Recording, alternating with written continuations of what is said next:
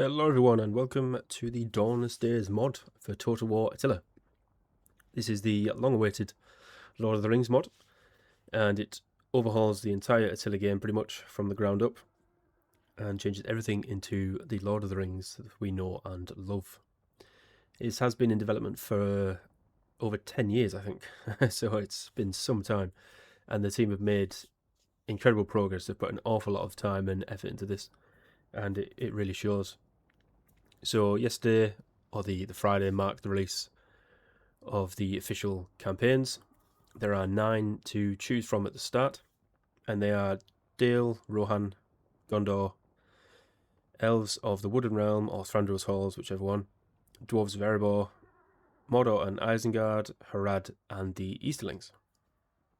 Now today we are starting a Gondor campaign, as out of all of these, it's probably my favourite faction, and I'm hoping that we can get some Dol Amroth units in there, because that is my favourite faction in the Tolkien universe, or favourite nation.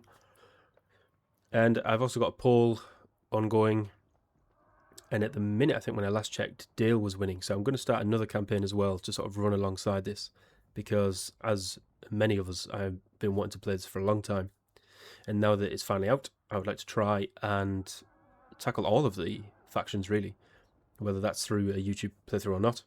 Even in my personal time, I'll end up playing this probably no end. And each faction has been overhauled. It is very unique from what I understand. I haven't played any of the campaign, although I tell a lie, I did launch into, I think it was a Dale campaign. I just hit end turn just to make sure we didn't have any sort of end turn crashes or anything like that, and it seems okay. But yes, every faction is pretty much unique. It's been overhauled. Obviously, everyone has got unique units. I think there are unique scripts and events in the campaigns and things like that. The campaign has been completely reworked, the campaign map, the strategy map.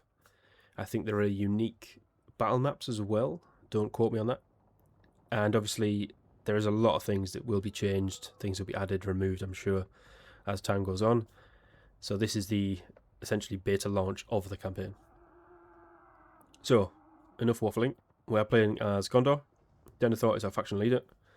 And we have Influence, which I believe is Culture, I assume, sort of replacement, as the Dunedain Kingdoms. There's a whole blurb here about Gondor and sort of its backstory, so feel free to pause and read at your leisure. I should read it out myself, because someone has put a lot of time and effort into writing that, but I will just fumble my way through that. I don't do well at speaking at long periods of time. So we've got a race trait and a faction trait, and we are men of Westernesse, so we get research buildings are more effective compared to other factions, which is pretty good. Income from culture 10% and from maritime commerce, which is 15%, and we also get plus 10 morale when defending. That's good, because I imagine we're going to be doing an awful lot of defending against Mordor early on. And then the faction trait is a Bulwark of the West, so we can recruit a limited number of powerful fiefdom units. So I'm really looking forward to this. I'm hoping we're going to get some Dol Amroth cavalry, some Lawson axemen maybe, or something like that. Blackroot Vale archers. That would be very cool. We also get special buildings that reduce the spread of power of shadow corruption. So I imagine that is Mordor's influence, if you will. A bit like culture. So we need to try and counteract that somehow. And attrition, we get minus 30% when under siege. Again, quite helpful, as we are probably going to be under siege and attacked by Mordor a hell of a lot. Now, we're also playing on Legendary. This could be a short campaign, because I don't think there is a recommended difficulty level. Or I haven't seen one, maybe I've just missed it. There's been quite a lot of YouTube playthroughs that I've seen sort of posted. I might have watched the odd clip here or there by, Terminator, Izzy, that sort of thing. And I think most of them are playing on hard or very hard, which is quite reasonable, really. It's been many a year. Well, I think last year I did a Western Roman Empire campaign, but apart from that, I haven't really played Attila thoroughly for a long time. So we're sort of relearning the game, and then at the same time learning this mod, which obviously changes a lot of things. So it's going to be quite interesting. Obviously, we're playing on Legendary, so I assume we're going to get hit with a public order public order modifier, if you will, or difficulty. God, I want to say bonus, but obviously it's not a bonus, is it? It's a negative. So our public order is going to be worse because we're playing on legendary, basically. That's what I'm trying to say. And the AI used to be able to recruit like crazy amounts of units per turn. Was it maybe 8 units per turn on legendary? So if that's still in the game and the mod hasn't changed that or anything, we could be in for one hell of a campaign. But that is it. Let's jump in. I've done waffling now. I think, like most as well, I've had to turn the music off because, as amazing as it is, the Howard Shore soundtrack for the films, it is fantastic music. It is copyright, unfortunately. Or fortunately, depending on how you view it. And YouTube does not like that. So we're going to listen to the odd sound effect here and there, and my dull monotone voice for longer periods. Minas Tirith, the Tower of God. For long years, the bulwark of the West had kept the shadows of Mordor at bay. But now the enemy stirs again, with renewed strength. Even now, legions of orcs pour forth from the gates of Minas Morgul. If Osgiliath is not held against them, Anorion will soon be overrun. Our forces are stretched thin, as Gondor's borders are long. From the southern sea, the corsairs of Umbar threaten our shores, seeking to pillage and plunder the western fiefdoms. Perhaps, should the crossing of the Anduin fall, it would be wise to rekindle old alliances and light the beacons. Summon the Rohirrim to bolster your forces when they are most needed. The minions of the Dark Lord are gathering for the final hammerstroke, yet not all hope is lost. Whispers spread of the return of the king. We shall rise again, take back what once was ours, and cleanse the east and south of Sauron's allies. Gondor must stand. Damn right. It's going to stand as well. So that's a pretty cool introduction. That's obviously new. So, Kingdom of Gondor, we have faction special features. Gondor begins the campaign in a diminished state, both economically and militarily. Borders exposed to orcs and corsairs alike. We have but a few fleeting turns to prepare for the upcoming tide. So, militarily, Gondor offers you militia units, dependable men who come cheap but will not last long in battle. Fiefdoms do have, or dot the vast reach, of Gondor also provide their own line of troops, though limited in numbers. Finally, once the beacons are built, Gondor will also be able to recruit Rohirrim units in the province of Anorion. Economically, through a series of reforms and events sparked by the Focus Tree, Gondor will once more become the paramount kingdom of men. So we need to check out the Focus Tree. Do not underestimate Mordor, however.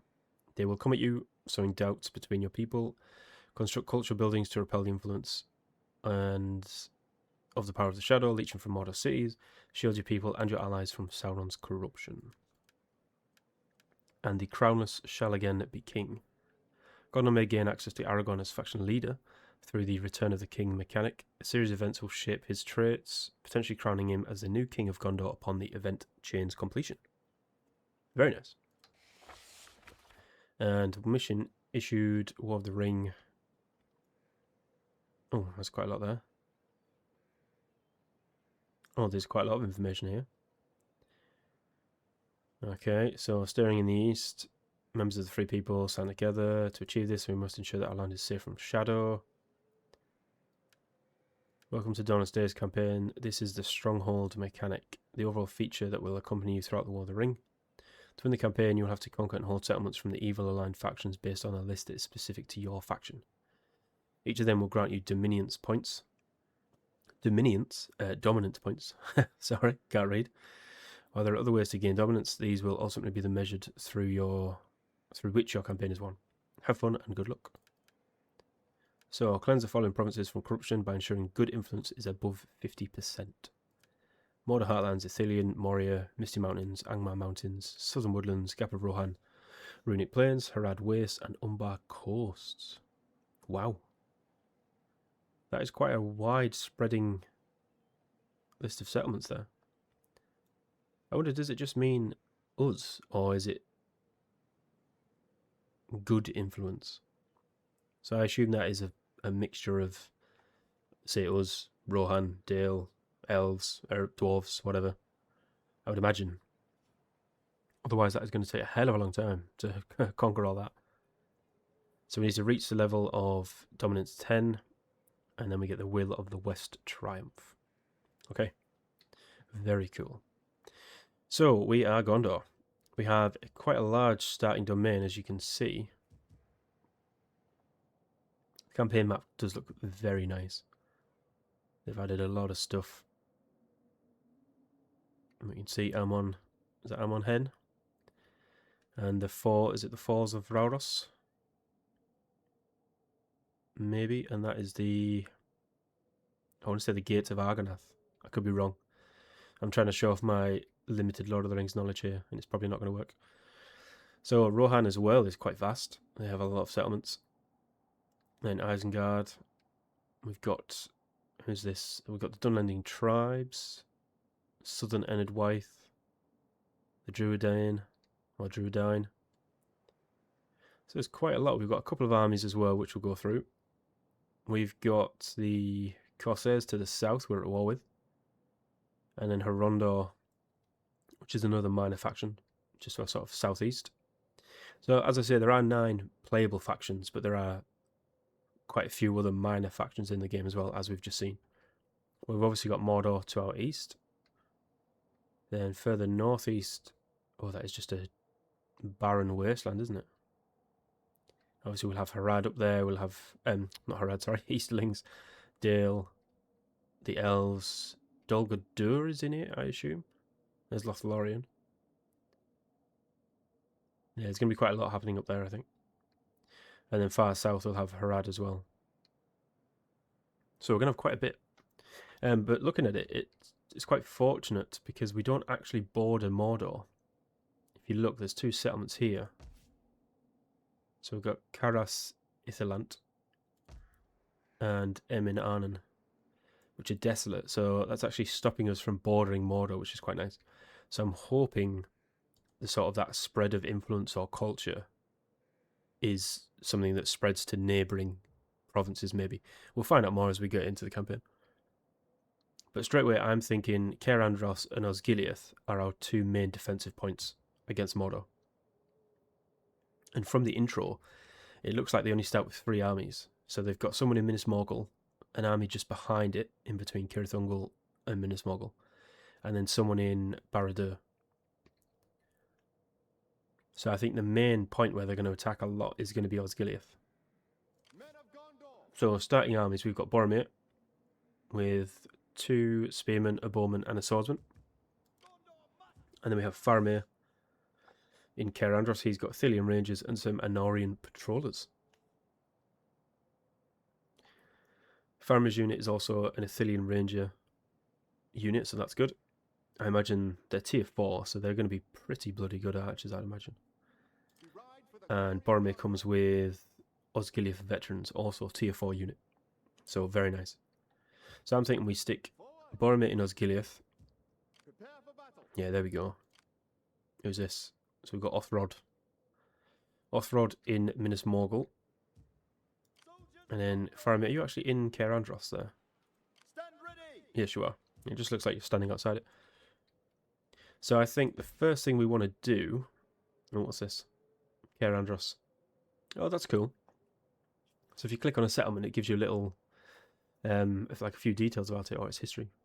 So possibly 2,000 years old, the stronghold of Caer Andros stands as one of Gondor's strongest holds against threats from the east and protects the Anorian heartlands from invaders by guarding a primary crossing of the Anduin.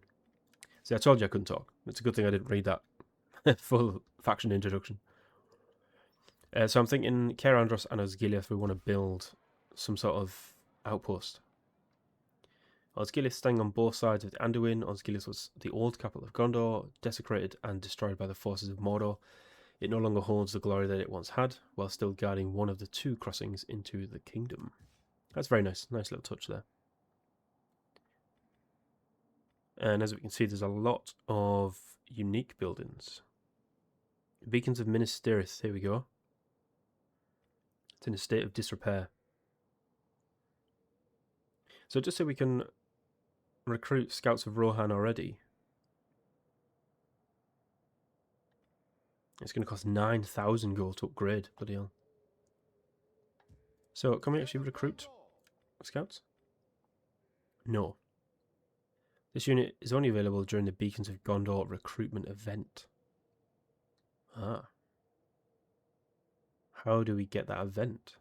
That is the question. Is it something that just happens on its own? Minister, it's made up of 7 rings of highly fortified white walls resting on the side of the Mount Mindaluin. Minister is the capital of the Kingdom of Gondor, representing a bulwark and a symbol against the forces of Mordor. Apologies, there's going to be a lot of rambling on in this episode, as I am sort of just flicking through. We're learning. Oh, we get the White Tree of Gondor as well. 11,000. Oh my god. It does provide dominance points though, so that's quite good. And a hell of a lot of wealth. Excuse me. Right. Osgiliath and Caer Andros, that's what I want to build up first. I think Osgiliath is going to take priority. That's probably going to get hit first. So let's expand. And we want to build a watchtower. So we get +1 control, -10 campaign movement range for enemy armies, although that's not really going to matter too much. But we get an extra 2 units of sword militia and an extra Gondor bowman as well. So that will be quite nice. It's quite cheap too. It's only 1100 and it only takes 1 turn to build. Now, but it does cost 300 upkeep.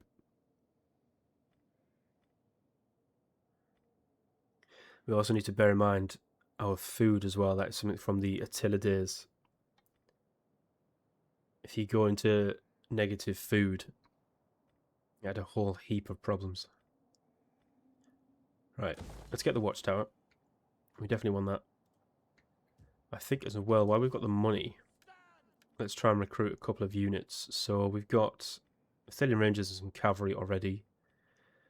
Faramir is lacking in melee troops though. So let's get a unit of Men of Lamden, or Lamadan. And we get Gondor militia, spear militia, bow militia, course levies, and cavalry. I think archers we're okay with, so let's get a unit of sword. And then Boromir, you need some cavalry, so we'll get you some cavalry. How many units can we recruit?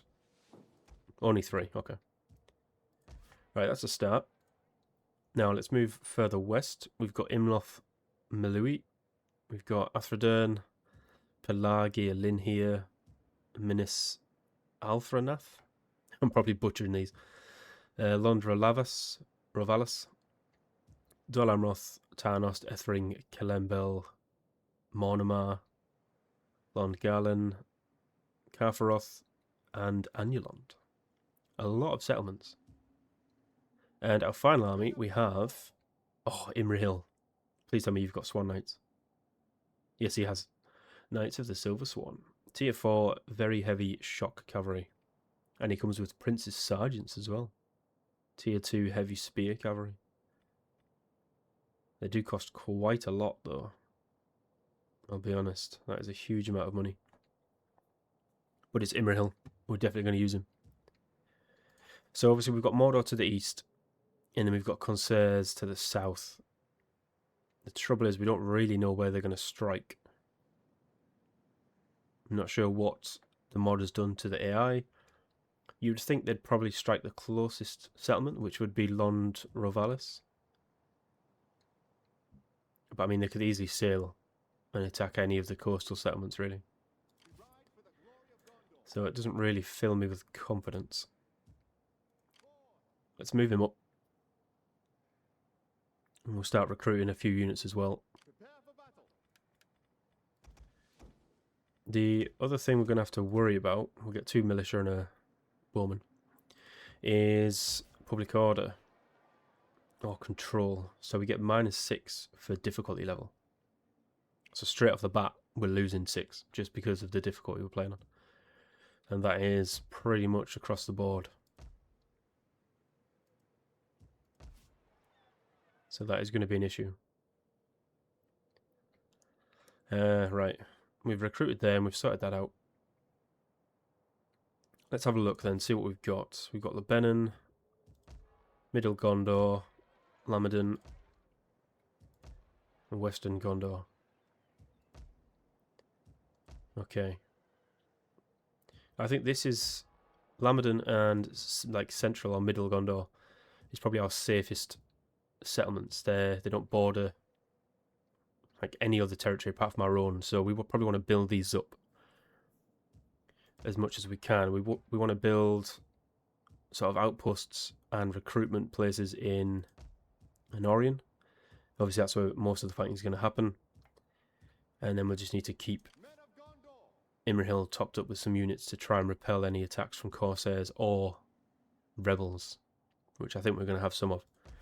So here, we want to try and build some sort of control building, if we can.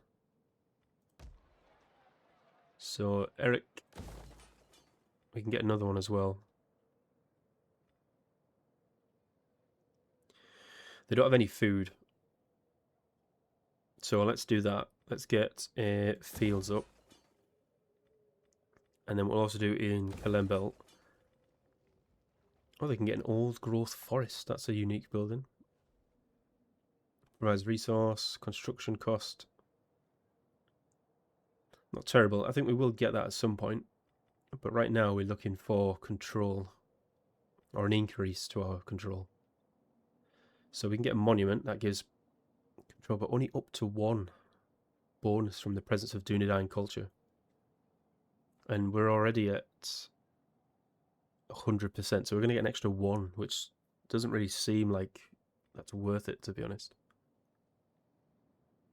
We could get the watchtowers, but having a garrison here is pointless, and it's going to cost us 300 as well, so that doesn't really seem worth it. Urban industry gives us plus 200 gold, which isn't bad.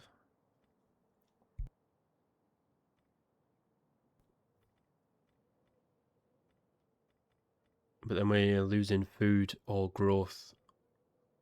So we're going to try and avoid that early on, I think. What about city centre? What does that do? Okay, so it goes into quite an array of buildings. The bakery is quite good, gives you lots of food. But we want control, really, don't we? So we could go down this path, but again, that consumes food. That's the only trouble. We can get captains. That gives us 3 control and a bit of wealth. I think that's probably a good start. If we're getting the fields, it's going to reduce food by 15. But then if we're getting that, it's going to give us 15 food. Plus an additional 24 food and 6 per local fertility level. If that's still a thing in this mod. So let's go for that. Let's go for... Where was it? City centre. Yeah, let's try that. Right, we've got enough to get 1 more as well. So let's get it in Middle Gondor, I think. Let's get it in... Where's Ethering? Ethering gets gold and iron as well in Tarnos, so that's good. We could get wine. We could get a grape farm in Lynn here. That gives extra food. They've got a bit of food already. Extra control as well. Yeah, that's not bad. Let's get that. Right, okay, that's construction done for now. Let's go to technology tree. So the first military tier gives us +1 control. That's not terrible. Then the civic ones, we get +5 food, +2 growth. Okay. Is there any that actually offer control? Because I think that's going to be... It's not a huge problem, but it's going to be a thorn in our backside for most of the campaign, I would have thought. Oh, that actually costs 500 to get as well. So corruption -5 of current value, and then the tax rate is +5. So that's probably worthwhile getting early on, because we have a lot of settlements. So if we get +5 tax rate on them all, I imagine that would help. And we don't really need that, do we? Just yet. I'll tell you what, let's grab this first. We get the blacksmith level 1 and we can build. And then we'll save up 500 and we'll get that. That should help. And then let's have a quick look at diplomacy. So we've got non-aggression pact and military access with Rohan, but we're not allied, which is interesting. And then we're at war with Corsairs and Mordor. Rohan has 14 regions and Mordor has 11. Wow. We don't have trade though. We definitely want trade. They want it as well. How about you give me some money for that trade? Oh yes, 900. Look at poor Theoden there. The old chap. Right, we've got trade. The Druidine, I wouldn't be opposed to becoming friendly with them for now, as that would sort of cover our western border. They're defensive and reliable as well. So that means they're less likely to break trade agreements, non-aggression pacts, that sort of thing. The trouble is, are they going to want to trade with us? How much money do we actually have? We've got a bit. Do you fancy a non-aggression pact? They do not. Yeah, it would definitely be worthwhile getting them on side. And like I said, then we don't have to worry about it too much. Nope, I'll try one more time. Still nothing, wow. Okay. What if I give you a small gift? Yeah, that improves a little bit. We'll try again next turn. Haronda obviously hate us, so they're going to go to war with us at some point, I think. They don't want trade. Okay, that is it. That is it for the first turn. Oh, we can assign a provincial governor. I forgot about this. Okay, so this is another way we could try and control.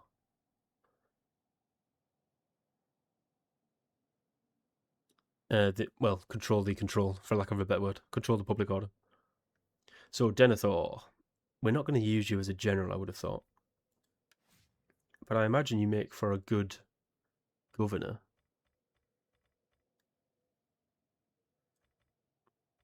So, +5 control governed province and +1 control in all provinces. That's really good. Yeah, we'll use him then. And then we're okay in Anorian, because that's where the brothers are. We're hopefully going to be okay in Lamberdon and Middle Gondor. And Imrahil is in Belfala, so he should be able to control that. And maybe Lebanon. Western Gondor is wide open. So let's stick Denethor in Western Gondor. There we go. And we can do an edict as well, of course. So yeah, it's already lowered it to -2, so that's good. How is our influence over here? It's 100%. So influence shift +2 to your faction's cultural influence per region in province. And that's province-wide. So yeah, that's no good for us right now. +3 control would be good. Food +50. They're okay for food now. Recruitment, we're not going to do any of that right now. Tax rate +20%. How much are you actually making from tax? Is there a way to see that? That's not it, is it? Oh, look at them. Look how cool they are. Oh, I love Delamouth so much. I don't... Is there a way to see it per region? I don't think there is there? Well, let's try it anyway. So we put it on the tax one. Extra 20% tax. See what that does next turn. Right. Now we can enter. Apologies, that is a lengthy intro. We're 30 minutes in already. I was hoping we would have a battle, but I don't think that's going to happen. Right, edict issued. I'm not sure how well it's actually worked because obviously we're now paying for more units. But saying that, we did recruit, what, 6 units? And on average they're about 100 upkeep. So it's added a little bit. It's better than nothing, I suppose. And we did get the outpost as well, didn't we? The watchtower. So yeah, it must have added quite a bit, to be fair. Right, now we can upgrade that. But that means food consumption is going to be -20. We do get another control. I think that's okay for now. I think we can leave that as is. I think what we want to do, though, is get the same thing in Caer Andros. If we can. Where is it? There it is. Yeah. Let's get that. We've got Nagzag, who is a Black Lieutenant. I assume... What is he, a spy or a captain or something? Disrupt. I don't know what that is. I think that's an agent. Not an agent. Is that the equivalent to the old diplomat? I'm not sure.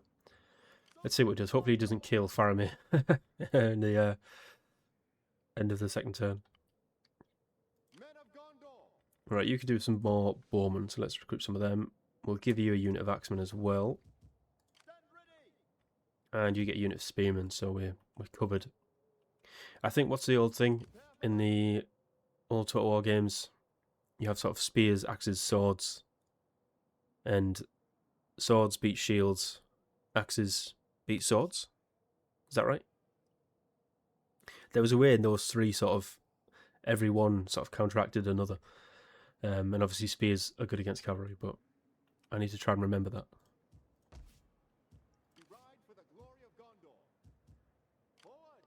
Yeah, I'm not really sure what we're going to do with Imrahil. He can't really move that far, and he can't police two different settlements. And we can get some mercenaries as well. Dol Amroth Spear Militia, Dol Amroth Guard, Northmen, Farmers and Fishermen, that's pretty cool. Dol Amroth Patrollers.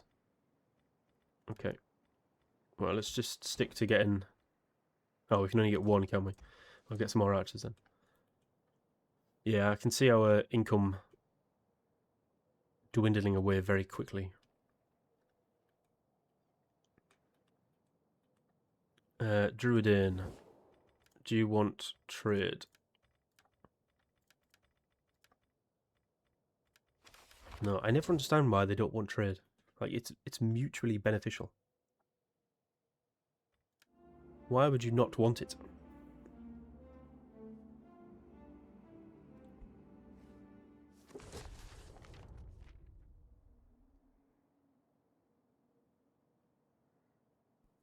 Apologies, I'm just drinking tea. I always forget about my tea when I record, and end up just having a mouthful of cold tea, and it is awful. Right, what's this? Sons of the Steward. Denethor. Even in these Dawnless Days, Steward Denethor occasionally dines together with a large circle of advisors and nobles, exchanging tidings and counsel. Today, much praise is spoken of the valour of Gondor's defenders, but soon a heated discussion ensues. Whom do we have to thank? Without a doubt, it's Boromir, I say, for he is the most valiant and has more strength of arms. None would best him in a duel, says one lord. Nay, brute force does not suit one of the Dunedain, responds another. Faramir has the mastery of law, and his strategy proves more prudent in the end. All eyes turn to Denethor, expecting a decisive statement. He sets aside his plate of tomatoes and says, "It is Boromir, it is Faramir. Who is Faramir?" Oh, that's brutal. We can't say who is Faramir. He's still a Gondorian son. And he would get the trait cynical as well. Oh, I do like Faramir, he's very good, but it's got to be Boromir all day long, hasn't it? It is Boromir, of course. It is always Boromir. Right, Othrod is building up an army there, so I'm expecting him to attack us at some point. Hopefully sooner rather than later.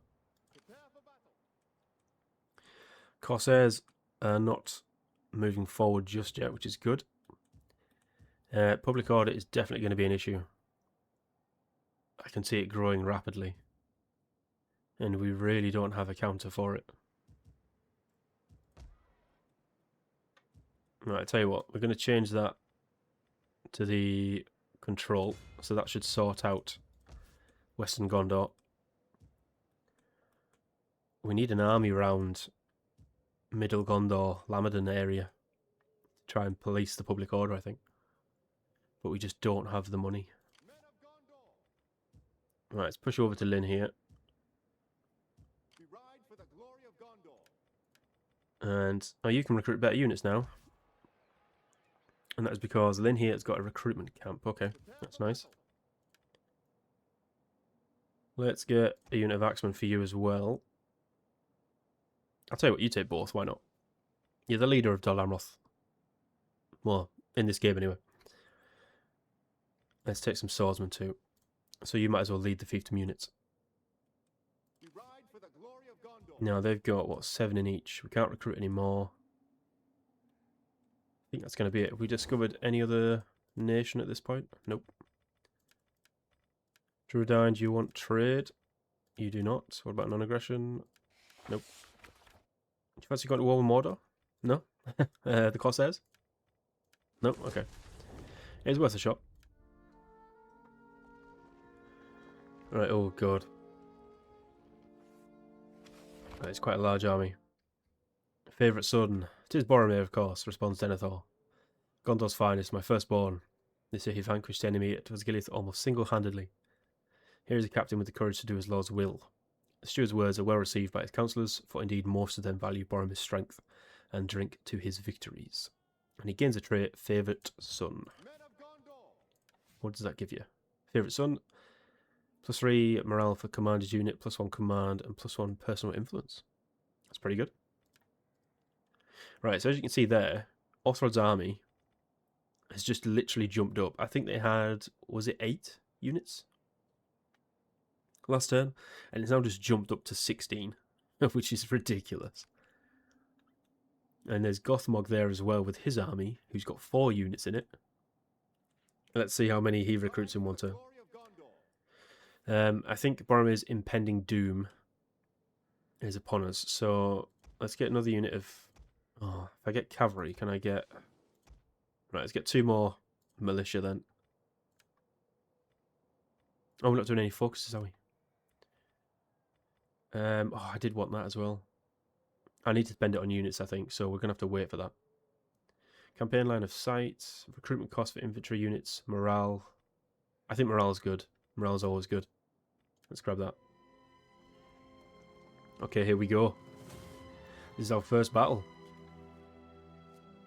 So, Othrod comes with a unit of just over 4,100 orcs. And we have about 3,000. If I've done that maths right, I think just under 3,000. So we've got the garrison, and then Boromir's small force. So he's got some Morgul warbands, orc pillagers, orc warriors, orc rabble, a lot of orc rabble, boar rabble, warg sentries, and Morgul wolves handlers. Okay, that is very interesting. Right, what I'm going to do, because this is running on to nearly 40 minutes now, is I'm going to stop it here, so apologies. I know we didn't get a battle in the first episode, but please come back, watch the second one, and we'll kick off with this battle, and hopefully win, because if we lose Osgiliath and Boromir in our first battle, well, it's just not going to be good, is it? It's going to be terrible. So hopefully we won't. So as always, hope you guys enjoyed. Thank you for watching, and I shall catch you all in the next one.